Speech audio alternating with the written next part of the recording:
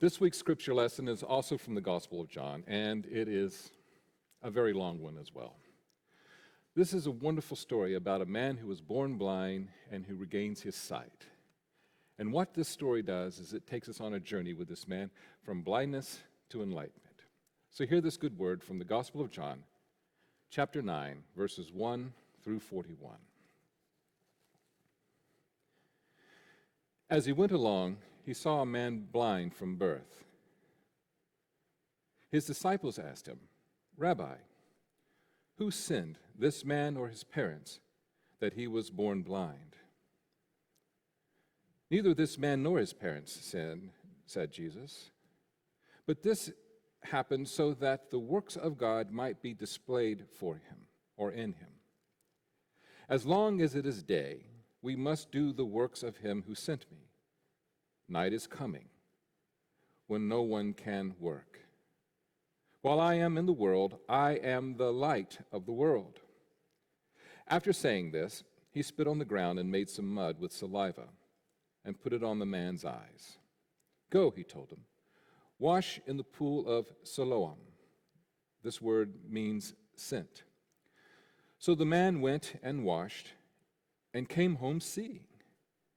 His neighbors and those who had formerly seen him begging asked, "Isn't this the man who used to sit and beg?" Some claimed that he was. Others said, "No, it just looks like him." But he himself insisted, "No, I am the man." "How then were your eyes opened?" they asked. He replied, "The man they called Jesus made some mud and put it on my eyes. He told me to go to Siloam and wash. So I went and I washed, and then I could see." "Where is this man?" they asked him. "I don't know," he said. They brought to the Pharisees the man who had been born blind. Now the day on which Jesus made the mud and opened his eyes was on the Sabbath. Therefore the Pharisees also asked him how he had received his sight. "He put mud on my eyes," the man replied, "and I washed, and now I see." Some of the Pharisees said, "This man is not from God, for he does not keep the Sabbath." But others asked, "How can a sinner perform such signs?" So they were divided. Then they turned again to the blind man. "What have you to say about him? It was your eyes he opened." The man replied, "He is a prophet." They still did not believe that he had been blind and had received his sight until they sent for the man's parents. "Is this your son?" they asked. "Is this the one you say was born blind? How is it now that he can see?" "We know he is our son," the parents answered, "and we know he was born blind. But how he can see now, or who opened his eyes, we don't know. Ask him. He is of age. He will speak for himself."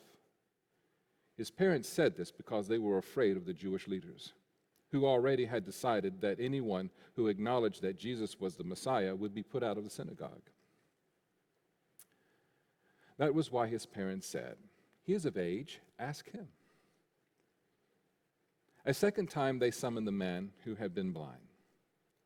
"Give God the glory and tell the truth," they said. "We know this man is a sinner." He replied, "Whether he is a sinner or not, I do not know. One thing that I do know, I was blind, but now I see."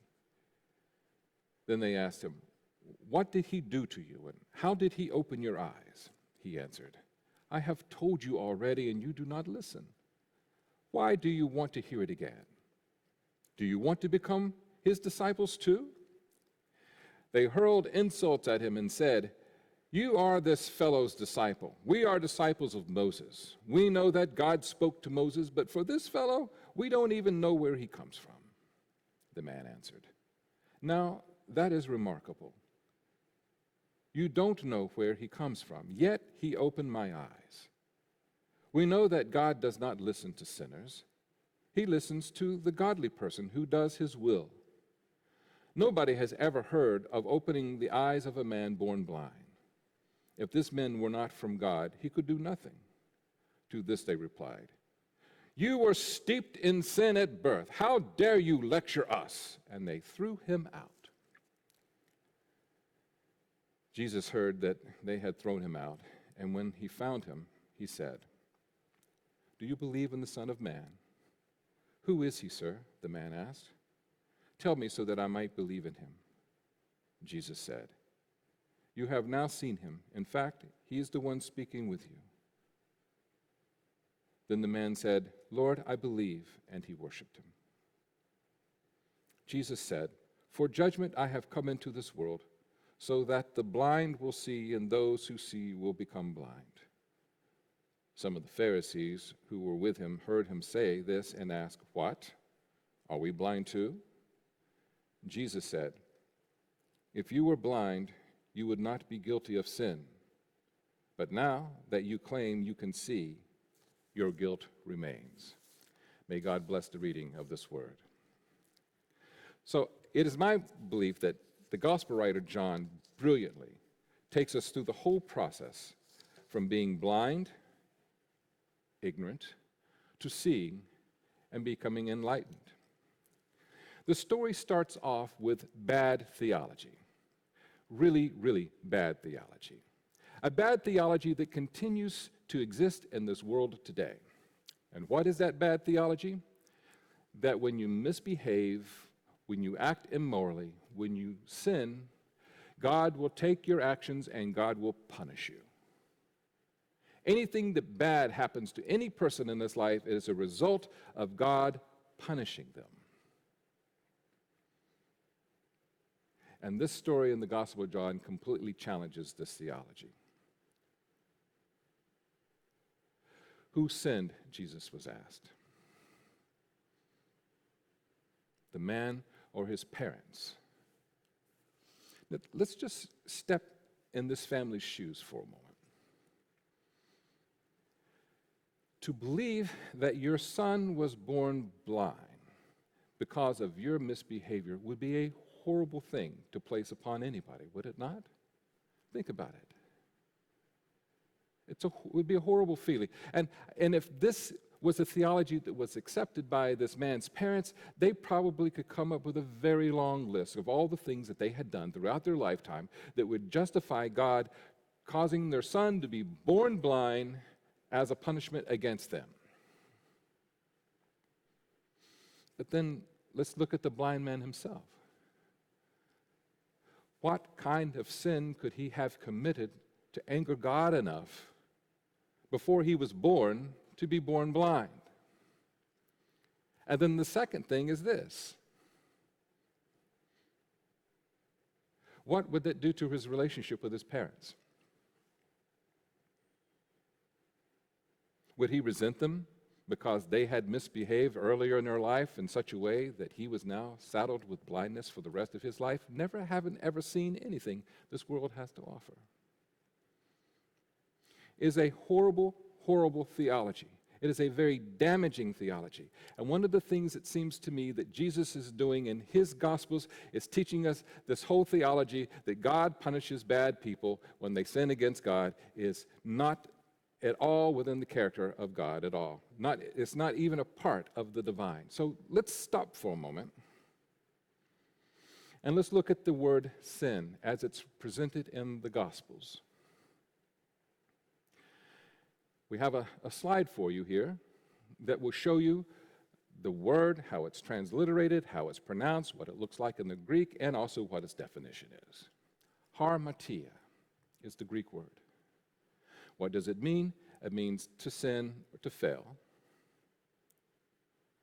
It's also used in the context of missing the mark.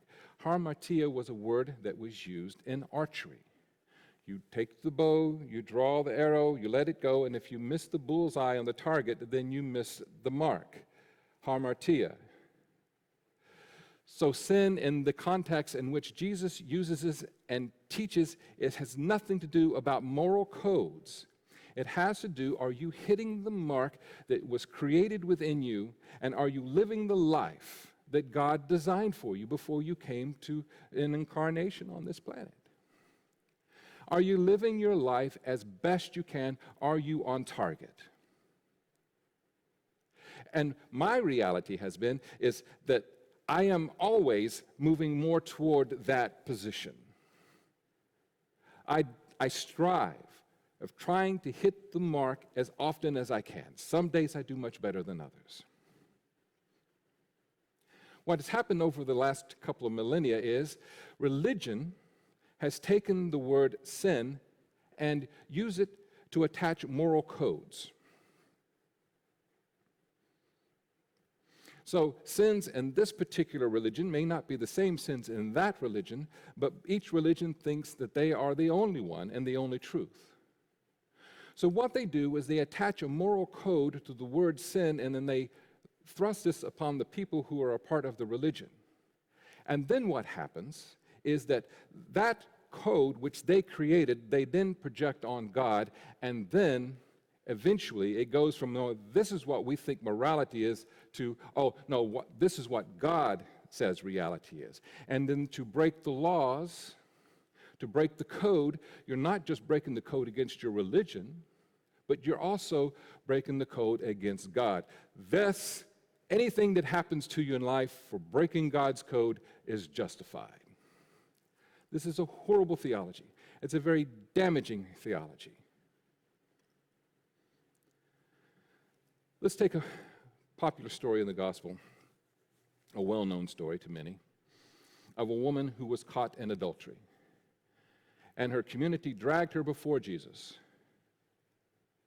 and asked Jesus, what does the law say about those who caught in adultery? Now, in this particular story, the man was not with the woman that she was committing adultery with. Maybe he was harder to catch. And the community also were using this woman in this moment of incredible embarrassment to try to put Jesus to the test, to get him to say something against the law of Moses, thus justifying them throwing rocks at his head as well. And I love what happens next in the story. Jesus just starts writing in the dirt. We don't know exactly what he's writing, but my imagination would like to think that he's writing the name of an individual and their sins along with the name, writing the name of another individual and the sins along with their name. Maybe Jesus was just stalling to think about, what am I going to do next, because there are a lot of people standing around me with rocks in their hand. But eventually Jesus says this, those among you who are without sin, cast the first stone. Eventually the crowd walks away. He looks at the woman, he says, where are your accusers? And she says, I have none. He says, neither do I accuse you. Now go and hamartia. Go and don't miss the mark anymore. Go and sin no more. Jesus does not berate her for her moral decisions. Jesus does not demean her or demoralize her. Jesus takes a moment to save her life and to teach her and give her the tools, basically saying, okay, you got by with it this time. You can do better than this. You can do better than this. Hit the mark next time. And so religious morality and religious laws and rules are all caught up in this whole idea of sin that has nothing at all to do with how Jesus taught it. All right, so enough about that, because now that's going to set us up for what we're going to do next. Evidently, the disciples also believed in this unhealthy, toxic theology. God punishes those who have bad things happen to them. So they asked Jesus this question, who sinned, this man or his parents? And Jesus tells them that neither one of them sinned. His being blind before at birth has nothing at all to do with anybody sinning. But rather, his blindness is to show the glory of God and God's mighty works through him. We know that in our own culture, do we not? How many of us have read a book, have seen a movie, have listened to the stories of people who life was harsh to them and they had these incredible obstacles, some of them physical obstacles, and yet somehow, in spite of that, they found a way to transcend the obstacles and thrive in spite of. One of the great stories in our history is Helen Keller. That was the first one that came to my mind. She was born deaf and blind. And because of the persistence of a teacher and her discipline and hard work, she was able to learn to communicate what was in that beautiful mind of hers. And books have been written about her, movies have been made about her. That's why we know her story. It's not that her parents sinned or she sinned before she was born. It was, here is yet another example of someone who has incredible obstacles to overcome, but because of their spirit and their soul and the power within them, they're able to overcome. And I believe that Jesus is showing us this is what's about to happen with this man. Jesus declared that he is the light of the world, and that while he was in the world, we had to go on about doing the work, because the day is coming when night will come and no one will be able to work. Kind of like now in the United States and around the world. Right? Not many of us are getting up and going to our work or coming to worship for that matter. Because there is a virus that's beyond any form of our own medicine and healing. Jesus is the light of the world.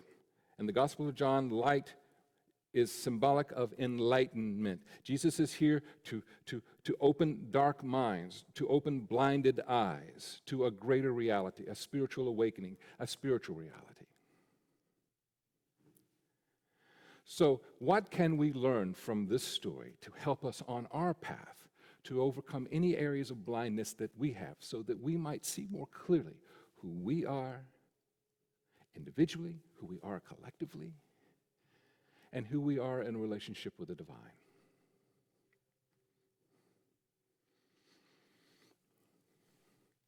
In this story, blindness represents ignorance,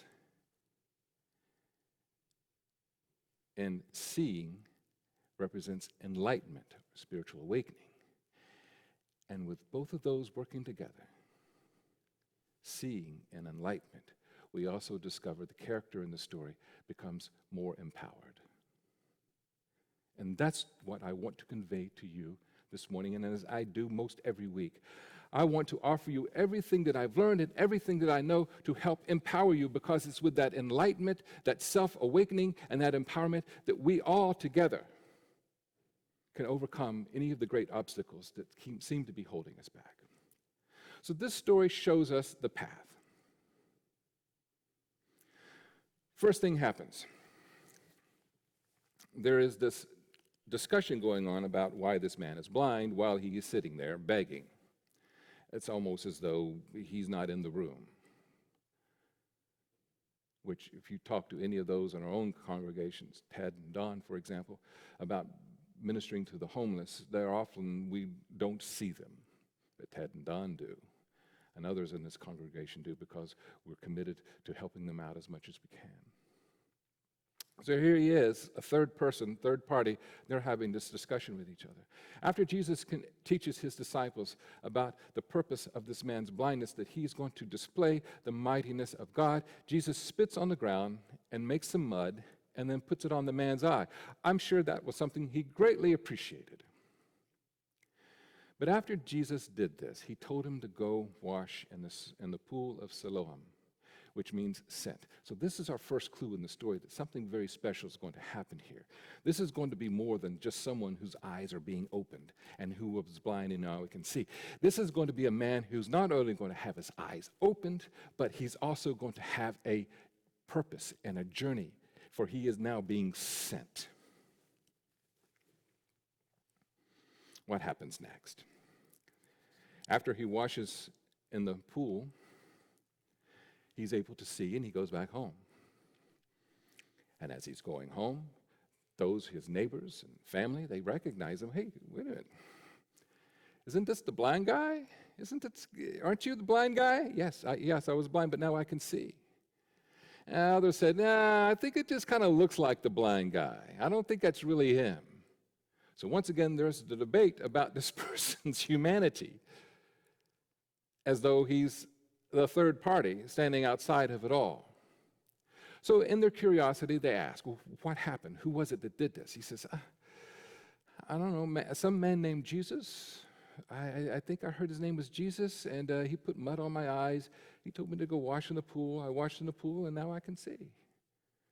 Now, we see that at the beginning of his journey from blindness, ignorance, to seeing, enlightenment, that in the beginning he wasn't sure who Jesus was. He had no real clear idea about what was happening. All he knows is he was blind and now he sees.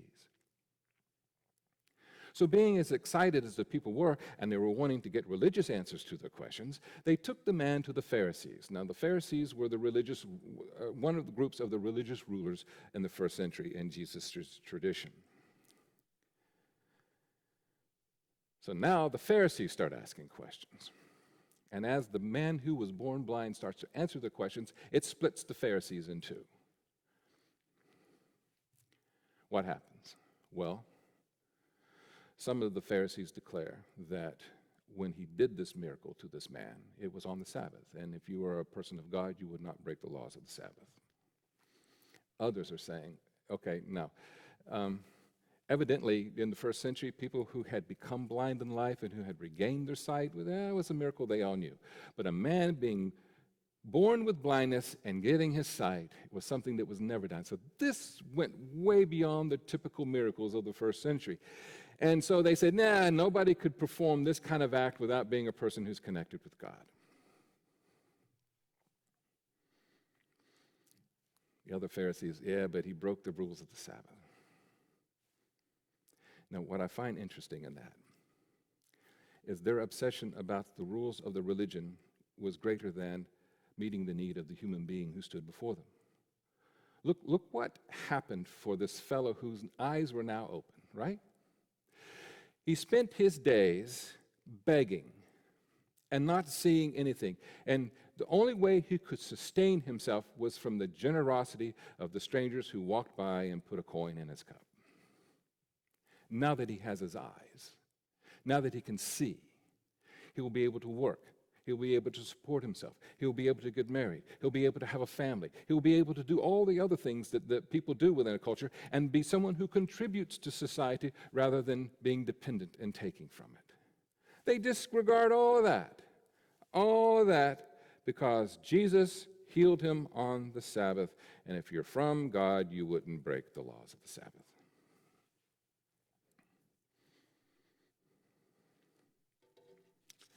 This is one of the issues that I have with rules-based religions. Now, I know many people are helped by religions that give them very specific definitions, very specific codes, and very specific rules. It helps them to somehow bring their lives in line in a way that they need at that time of their life. But here's the problem that I have with it. There are some people who take these rules-based religions and they do inhumane acts, but as long as they are still living within the rules, then their inhumane acts are justified. That's the problem that I have. That somehow in the name of God, because, well, the rules that I adhere to in my religion were given to us by God, therefore it is God's rules. As long as I'm living within God's rules, I can treat humanity badly. I don't believe any of that. That's why we at Windermere Union Church, we have one rule. This is it. Anyone who walks through that door and comes into the sanctuary is welcome and accepted and embraced for who they are right here and now, and we don't demand them change anything about themselves. Because each and every one of us here have learned the incredible power of how acceptance and unconditional love transforms our soul. Then the Pharisees ask, well, okay, what happened? How did you gain your sight? He tells the story again. I had mud on my eyes. I washed in the pool. And who was this person who did this for you? Now notice how he's evolved. When he was asked that question the first time, it was some guy named Jesus, I think. Where does he come from? I don't know where he comes from. To now when they ask, who did this for you? His eyes have not only opened physically, but they're opening his mind and his soul. Hey, he was a prophet. It was a prophet. Then the Pharisees now are grasping. Well, maybe he really wasn't born. Do you know who his parents are? Go bring his parents here. So as his parents are standing in front of the religious leaders whom they are afraid of, they start asking them these questions. Is this your son? Yes, it is our son. Was he born blind? Yes, he was born blind. Who did this? How? And his parents at this point say, ask him these questions. He is of age. And they didn't want to give any more information or to show any support whatsoever because they were afraid of being thrown out of their religious institution if they did. Because it was said that anybody who claimed that Jesus was Messiah would be cast out. So there their son was, still in isolation. Now, this is one of the parts about enlightenment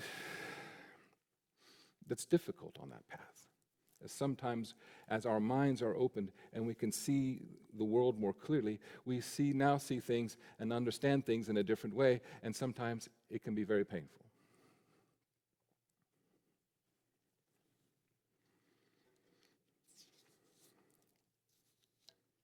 This young man had to witness his parents not joining him, not celebrating that he could see because of their fear.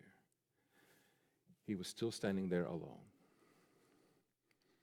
His parents did not have the strength or the empowerment because of their religion to stand next to him and say, yes, this is our son. Yes, he was born blind. Yes, there's a miracle. I don't care who created the miracle. Our son can now see. Do you have any idea how this is going to change his life? And you all wagging your finger at us and asking all these questions doesn't change this reality. Our son who was born blind can now see. And no matter what you say or no matter what you do, we're not going to be afraid anymore. We're going to stand by him and we're going to celebrate this reality. It did not happen.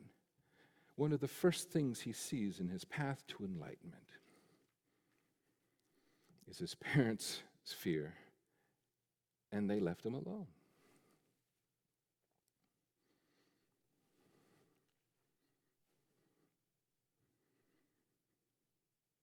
People who are born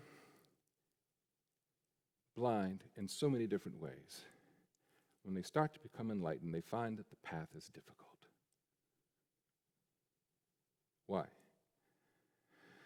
People who are born into prejudice, people who are blind, who are born blind into bigotry, people who are born blind into hatred for what they do not understand, people who are born into religions that blind them about the true nature of the divine, have difficult decisions to make when their eyes are open and they start becoming enlightened. Why is it difficult? As we become enlightened, as we become more aware and clear about who am I as a human being, and now who am I as a human being connected to the divine? Who am I as I am now living in this higher spiritual self? And as we start coming up with those answers, I start looking around and say, oh, not only can I see the humanity within myself and the divine within myself now, but I can see it in all those around me. Now what do? When you're looking at the people that you see their humanity, you see the divinity within them, but you were taught to hate them. Or you were taught that they were lesser than. Or you were taught to, because you don't understand them, that you're to cast them away and you're justified in killing them. What do you now do? As you're starting to see the humanity and the divinity and everything and everyone around you, you have a choice. It can be a very hard choice. Why is it hard? Because more than likely, the people who taught you to be blind are the ones who taught you these toxic beliefs. So if we make a choice, no, I don't embrace hatred. No, I do not embrace prejudice. No, I do not embrace bigotry. No, I do not embrace the beliefs that God only loves certain people and God despises and considers the rest an abomination. I don't buy into that. No, then one of two things are going to happen.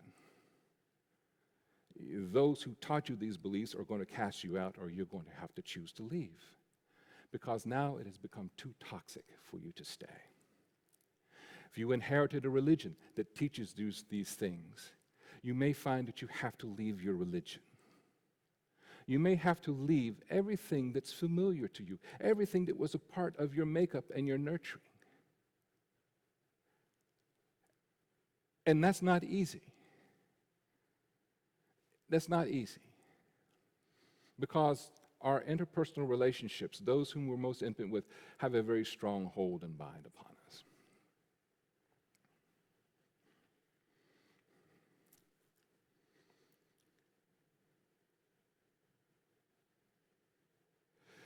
Then there's the second trial. And now in the second trial, we see how the man who was born blind now evolves to a greater level, right? And not only has he evolved in his seeing and his enlightenment, but now we see how much more empowered he has become. He's no longer that blind beggar that most people ignore on the side of the street and who's completely dependent on the generosity of others, but now he's showing that he is a man who has understanding, and who not only has understanding, but he's willing to stand up against those who are trying to make him become something that he is not.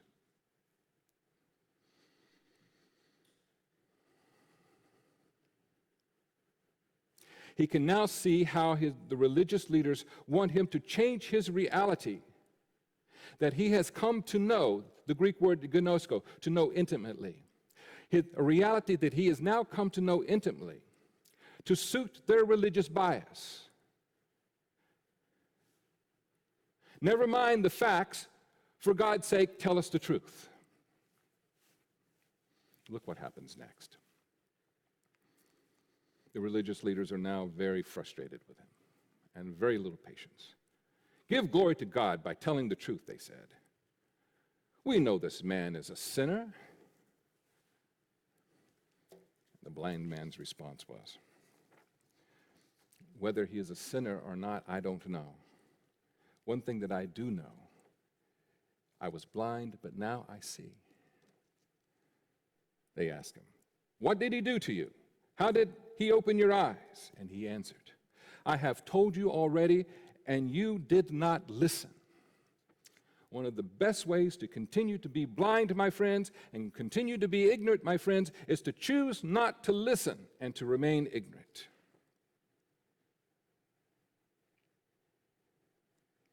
Why do you want to hear it again? He asked. Do you want to become his disciples too? Wow. What do human beings typically do when they're confronted with the truth right square in their eyes and in their face? You hurl insults at the messengers of the truth. Then they hurled insults at him, and then they said, you are this fellow's disciples. We are disciples of Moses. We know that God spoke to Moses, but as for this fellow, we don't even know where he comes from. The man born blind answered, now that is remarkable. You don't know where he comes from, yet he opened my eyes. We know that God does not listen to sinners. He listens to the godly persons who do his will. Nobody has ever heard of opening the eyes of a blind man, a man born blind. If this man were not from God, he could do nothing. And at this point, the religious leaders now fall back on that toxic theology that we started with. They say to him, you were steeped in sin at birth. How dare you lecture us? And they threw him out.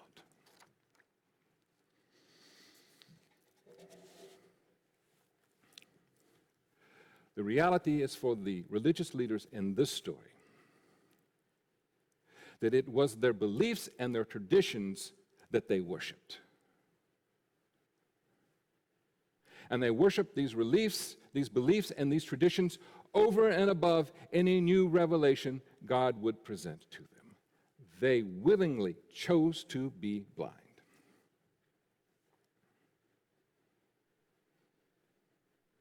Now, here's the last point that I want to make regarding seeing enlightenment and empowerment. We only see Jesus at the very beginning of the story. And while this man is going through this horrible trial, which ultimately has him kicked out of his community, seeing his parents leave him stranded and fend for himself, he's sitting alone, and Jesus hears that he was thrown out. So Jesus now comes to him. Why now? Why didn't Jesus come and stand with him the whole time? Why wasn't Jesus his advocate through the whole process? Was it because Jesus didn't care? Absolutely not. Enabling people and trying to protect them from going through what can be at times harsh lives, harsh activities, harsh events in life, does not strengthen them, but it continues to weaken them. Jesus knew that he had to experience fully his enlightenment in order for him to continue to grow and evolve spiritually. That's why when many of us go through our wilderness experiences, sometimes it feels like we're utterly alone, and at times we are, because it is our issue. This is our experience. This is our trial. I must go through this so that when I get to the other side, I can see how it has strengthened me. And now that Jesus has seen that this young man has met the test,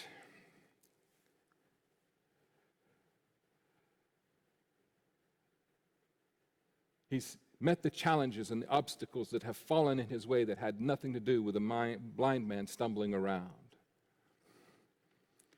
Jesus is now ready to teach him the second part of the class. And at this time, Jesus reveals himself to this man. I am the Messiah, the one speaking to you am he.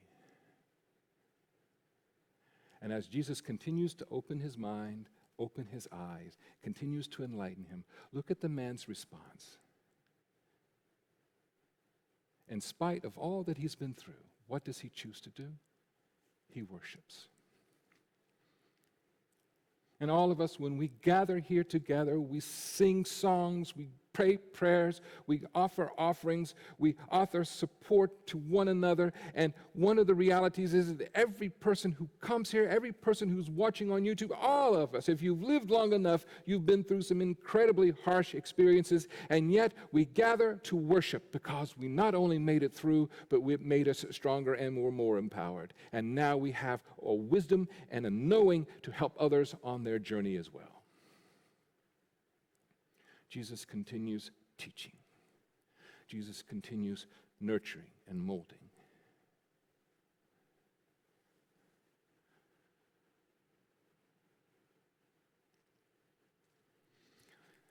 The man who was born blind is now worshiping in spirit and in truth, just like the woman at the well last week.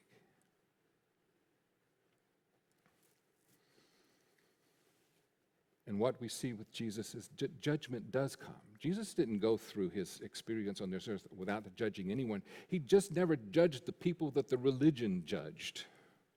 But he judged those who had the power of the religion and the authority over the people that they ruled. And he does judge them. Jesus said, "For judgment I have come into this world, so that the blind will see, and those who see will become blind." And some of the Pharisees, or the religious leaders, overheard him when he said this. And so then they asked Jesus, "What? Are we blind too?" And Jesus said, "If you were blind, you would not be guilty of sin. But now that you claim you can see, your guilt remains." Their blindness is a blindness of choice, not of circumstance laid upon them by life. They choose to be blind. Jesus in his judgment reveals that true sin, the true hamartia, the true missing the mark in this world, is to consciously choose to be ignorant, to be blind, and to not become the person God created you to be. It's a willful choice. In spite of everything that my inner self, in spite of everything my soul's trying to reveal to me, in spite of all the different teachers and mentors who've crossed my path, I choose not to listen to any of them and stick to my guns, and I choose to be blind. And then I choose to rule my blindness over those around me.